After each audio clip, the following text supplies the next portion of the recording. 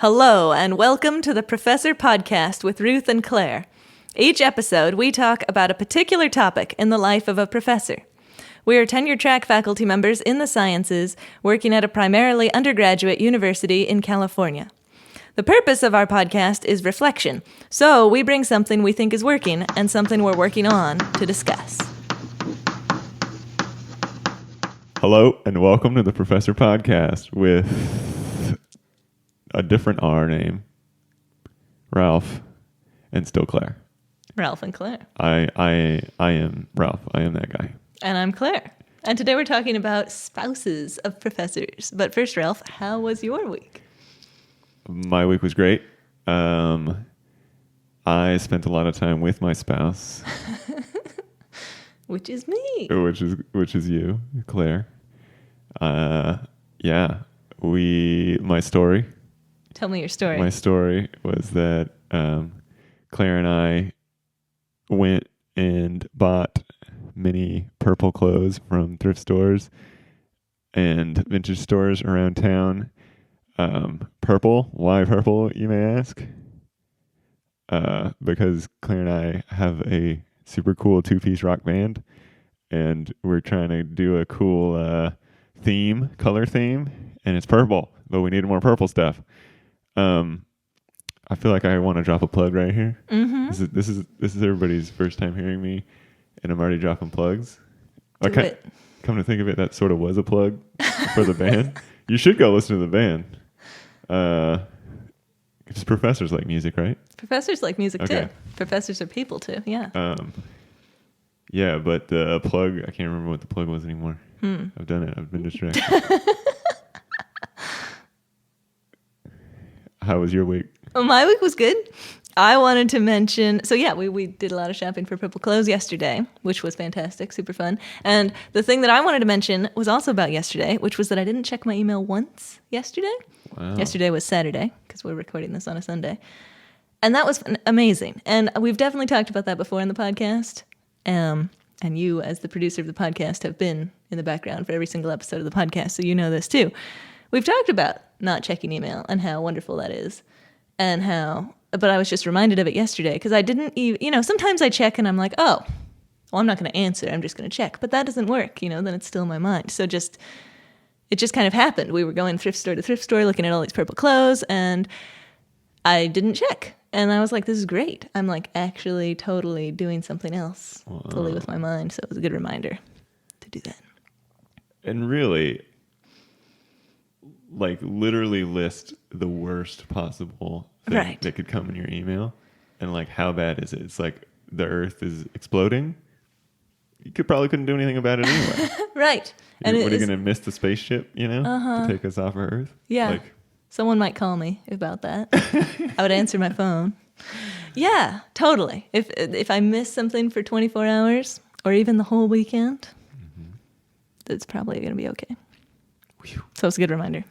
I remembered my plug. Oh, good. I was just going to ask, what is it? I got so excited about plugs. Number the one. The plug is that Claire and I are actually video recording ourselves at the moment. First time. And we've been putting the podcast up on YouTube, but it'll just be the logo. Mm-hmm. You can just listen to it if you happen to prefer listening to your podcast there. But now there's the added bonus of our pretty mugs, and that's slang for face, but then also actual mugs. So it's the third plug of the podcast. Man, I don't know. I'm trying to figure out, like, am I just really good at this? Like, am I just really good at plugging? Or is, like, everyone out there is going to be like, oh, my goodness. This used to be a chill podcast where people just hung out, but now they're trying to sell me stuff constantly. Mm-hmm. What are we trying to sell them now? We're trying to sell them this mug. Our Professor Podcast mugs, which you can buy on Zazzle.com, linked in the show notes.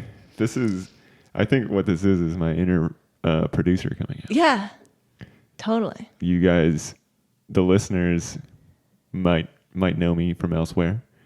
If you don't, I've been producing, helping Claire and Ruth and now the various guests and co-hosts get all this done. Yep. It's been lots of fun. And now I'm trying to sell more stuff. I love it. We should have you on the podcast more often. So I have a quote for us today, which is from Seth Godin. And it's about talker's block, which is a thing we don't think of very much, because here's his quote. No one ever gets talker's block. No one wakes up in the morning, discovers he has nothing to say, and sits quietly for days or weeks until the muse hits, until the moment's right, until all the craziness in his life has died down. Why then is writer's block endemic? And the concept, of course, is talk things out if you're stuck, which we will definitely get to in what we're talking about today, at least on my list of what I want to talk about today. What do you want to talk about? So we're talking about spouses of professors, in particular, you being the spouse of this professor. I was about to say, that is quite the coincidence. We did plan this. Oh, okay, yeah. I knew that. So, do you want to introduce yourself at all? We've kind of talked about you've been behind the scenes of every episode. So, how's it like? What's it like to be on this side of the microphone? What do you have to tell to our listeners? Hi. My name is Raul. Hi, Raul. I am married to your wonderful host, Claire, who I'm sitting next to right now. And I spend my time making music when I'm not working on this podcast.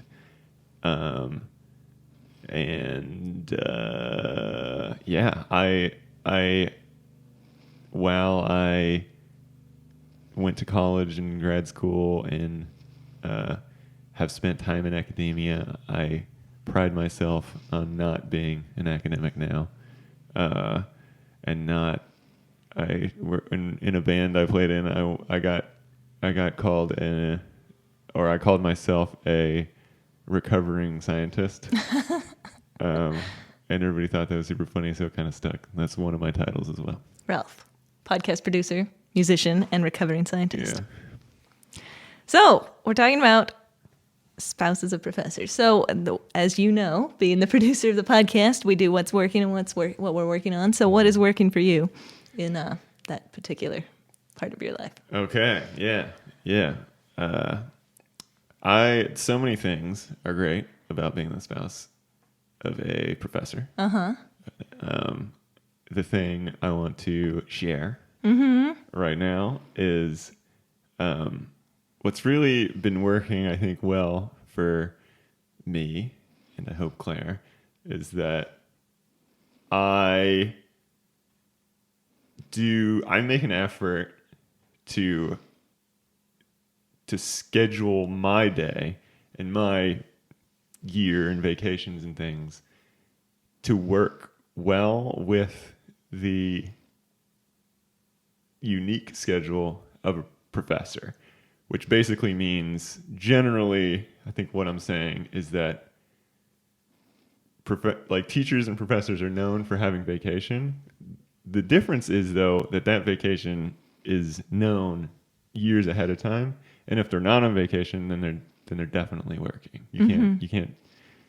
I mean, I know Ruth used to talk about like sick days are kind of like not really a thing, even though legally they are or whatever. Of course, if you get sick, right? Yeah, totally. People don't just take paid days off or whatever. So, really scheduling, my work, the things that I want to do, around that rather flexible in some ways, but strict in other ways, agenda. And so usually that means that Claire and I can do epic things when we have time to do them. Like, I think the podcast listeners might have heard some of the fun stories of our summer vacation that just ended a few weeks ago. And was there something else? Yeah, so you're talking about you have the flexibility, and you make the flexibility to set your schedule to align with the academic calendar, so we can do all these things together during the breaks, which is fantastic. And then what do you do during the semester? Yeah. This is like probably a year, maybe a couple semesters old now, is that I've just kind of realized that, I've honestly been on a semester system since I was 5 years old in kindergarten. And so, as simple really as it sounds, I just think of years in fall semesters and spring semesters and maybe summer breaks and things like that. And part of how that's really been useful for me is that I can sort of figure out projects, things that I want to accomplish that are a semester length long, which is 16 weeks or whatever it is. And what's crucial about that is it's not today. It's not even this week. But it's also not my whole life. It's not infinite, the biggest thing in the world. So it's like, it helps me structure my days and my weeks and my semesters, and even longer, into sort of manageable projects. Probably the most recent one is an EP for the band Ralph and Claire that we recorded, and then did some promotion and things for that. And it really worked well. Before that, I did a different record and did some catch up on some reading that I had backed up. So you find that the semester is kind of a good length where you're committing, you can actually do a pretty big project, but you're not saying for the rest of my life, for all eternity, I'm working on this one thing. It's a long time, and I know that I can get a lot done in that long time. But it's also not so short. It's not so long that it becomes unmanageable to hold in my pea brain. No, I love that. It reminds me of the highlight of the day, which we've talked about on this podcast, which I really find effective, of being like, what is the thing that is my highlight today? What is the thing that if I work on that or get that done, that's, whenever I'm not doing something that demands my attention, if I cannot absolutely, the main thing of the day, what is the main thing of the day that I'm always going to come back to, even if I get interrupted by something? So that sounds kind of like a broader scale version of that. And so that's pretty cool. Yeah. What about you? So what works for you? What's working for me, and this comes back to the quote from Seth Godin, is talking things through with you. And this ranges, I have like a whole list of things that I was thinking about. So like teaching, I'll be like, oh, how should I grade this assignment, or how should I grade this class, or what kind of class activity could I do to cover this concept or something like that, so I can talk those things through with you. Or in research, just last summer I needed to sample some rivers, and we'd never sampled rivers before, and so you and I together figured out how to sample rivers. Also actually scheduling research things, like often I know I need to go down to Santa Cruz and use this instrument, but it's really helpful to actually put it on the calendar if we sit down and say, now, when would this work? And so chatting that through with you. And then also things that are definitely not as specific to professoring, but any how to respond to different people and circumstances, how to make meetings effective, just like talking through anything that comes up that I'm working on in my professor job with you is really helpful for getting those gears turning and coming up with better ideas than I would on my own, and then being really confident in my choices. So that's really helpful. Oh, so thank you. I'm so glad to be helpful.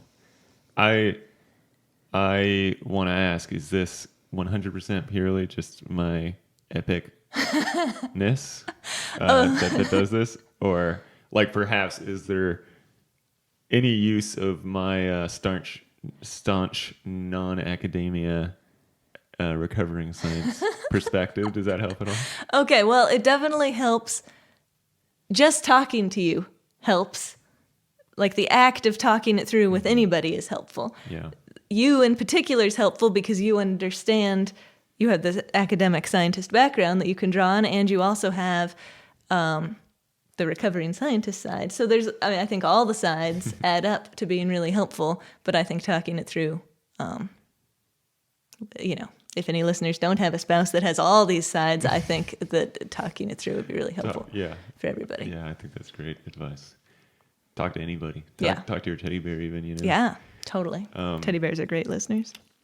I feel like with the podcast, I'm not trying to pat my own back here. I mean, maybe a little bit, but as the producer of the podcast. Part of what I can help with is like helping you guys with your like strict academic, like professional writing and stuff like this, and trying to get it to be more, I don't know, creative. Yeah, the listeners, we always write it up our show notes, and then Ralph's like, "This is very passive and academic," and he rewrites it for us and makes it much more, I don't know, user friendly. Anyway, so what are you working on? Claire and I have a super exciting project. It's so exciting. That demands full family planning, which is sabbatical. Sabbatical. As you know, Claire recently got tenure. The next fun professor hoop, I think maybe you could say, is the sabbatical. And so we're working together to figure out what awesome projects Claire wants to do and what awesome projects I can do while we're at this phase. And I don't know if it's time to announce what that is. Sure. Okay. We're applying for this. We have not gotten approved yet, but we're this is the plan. Yeah, that Claire and I talked about it, and it seems something that's like sort of on my bucket list as a cliche musician is spending time in Los Angeles, the city of angels, the hub of, I guess, one of the major hubs of the music industry. And so I'm like super pumped to go down. We're planning to spend hopefully an entire academic year in Los Angeles. And just so the working on, I guess, is just figuring out all of the things that both as a professor and as a couple we need to figure out to do it. I mean, I suppose the challenge is if there were going to be any our classics of what are we going to do with all our stuff. Do you get a storage unit? Do you just move it all to LA? Goodness. Oh my goodness, yeah. Just normal. Yeah, what a question. I'm pushing harder and harder. I just want to have Claire and I recently got into backpacking. I think hardcore listeners might know that too. And I just want to bring my backpack. We're just going to fly to LA with our backpacks and our sporks. Yeah, the only utensil we'll have is a camping spork. I'm pushing for the furnished apartment so that we'll have something to sit on. Yeah. See, I could get down with something to sit on. So this is the challenge, the exciting challenge. Exactly. The fun thing that we're working on. What about you? That's great. I mean, I definitely am thinking a lot about sabbaticals, and I'm very excited. And yeah, I'm working on that too. But what I was thinking about talking about was thinking about how you've got this different perspective of being a non-academic currently. You in the past were academic, of course. And you do a lot of thinking about things that I am trying to bring and make benefit me as well. So trying to apply the lessons and insights that you get from what you're working on to what I'm working on too. So some examples of the particulars of things that have come up recently that you have learned or been working on that I've thought, oh, let me see if I can do that too. The concept of just do it, which of course we've heard from Nike forever. The slogan, yeah. Of, if you're going to do it, let's just jump on it and do it. And I've really been inspired by that recently of if I've decided this is something worth doing, maybe I should just start doing it, and the longer it stays on the to-do list, the less exciting it is. So anyway. I think I do the perhaps goofy but recommended. I would recommend this thing of putting Post-its on my desk. Oh, yeah. And when you say that, I don't have a Post-it that says just do it, but I do have a Post-it that says two things. It says live without fear. Oh, that's great. And then the other half of it is live with passion, which is a blatant ripoff of every Tony Robbins cassette or CD that I've ever listened to. He always ends with, and remember to live with passion. Anyway, that like, just do it is like, it's so easy. It's so easy to find something wrong with like your plan or the potential downside of what you're doing. And I've just found it not only like, honestly, it's not only just like a trick. Like I think a lot of people think it's just a mental trick. Right. It's that like, honestly, the downsides are handleable. Like maybe, I mean, I guess theoretically there could be a thing that is not handleable, but like when you actually set it out, when you actually put it down, like what are you scared of? And like, and look at it. It's actually not that bad. Totally. Like I'm in a certain confidence of I'll be able to handle it. And I guess what I'm trying to say is not so much that you can handle it. It's that knowing, like seeing it and thinking, oh, I can handle it. Then it really gives you the confidence to just do it. Totally. Totally. Do you have an example of that since you're talking in kind of general terms? I don't know. Do I have an example? I don't know. I didn't have one in mind. I mean, really, sorry I'm speaking so generally, but I really feel like it is a pretty general thing. I think we were talking about something this morning. I forget what it was, though. Mm-hmm. Me too. Well, anyway, that's a perfect example of the kinds of things that you have thought about a lot that have really helped you in what you're working on. And so kind of what I'm working on is being humble enough and creative enough to try to use those ideas and lessons and insights that you have come up with and see if I can get it to work for me too.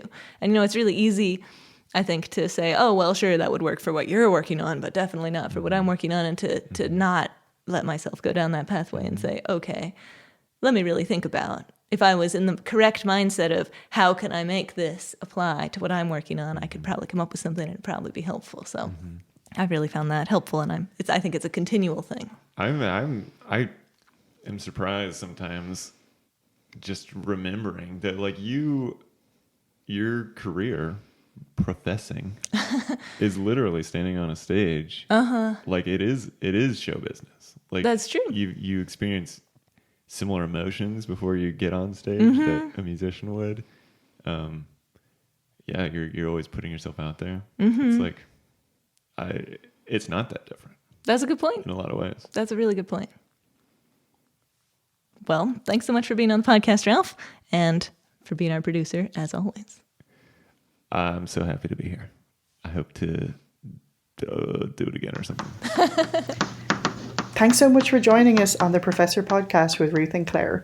We're delighted to have you as a listener, and we would love to hear from you. And if you want to email us, our address is contactprofessorpodcast@gmail.com. We'd love to hear any of your suggestions for future shows or professor quotes that you might want to share with us, or even just things that have come up for you when you were listening to previous episodes. And if you've been enjoying the podcast, we would love if you would spread the word. So the best way to spread word is by telling people if you think they should listen to it, or you can leave us a review wherever you listen to your podcasts. Thanks so much for joining us, and we'll see you next time.